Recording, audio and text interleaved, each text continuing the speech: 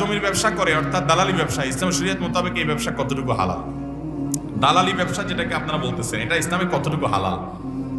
যদি দালালি ব্যবসাটা এরকম হয় যে আপনি নিজে থেকে জমি খোঁজ করলেন, আরেকজনকে সন্ধান দিলেন, কাগজপত্র চেক করে দিলেন, তাহলে সেক্ষেত্রে তিনি খুশি হয়ে কিছু দিলেন, এটা আপনার জন্য জায়েজ।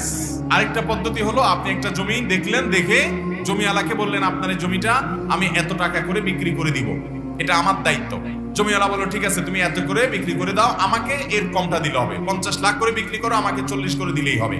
এরপরে উনি ওইটা দেখে 50 করে বিক্রি করলেন, তাহলে অতিরিক্ত যেটা নেবেন সেটা তার জন্য জায়েজ হবে, যেহেতু তিনি মধ্যস্থতা করে নিয়েছেন, মিথ্যা কথা বলেন নাই। তবে বেশিরভাগ জমির দালালরা মিথ্যা কথা বলে, এবং এই মিথ্যা কথা বলে যদি উপার্জন করে সেটা কিন্তু কি হবে না, জায়েজ হবে। আবার অনেক জমির দালালরা আছে দুই দিক থেকে খায়, সেটাও কিন্তু জায়েজ নাই। দুই দিক থেকে কিভাবে?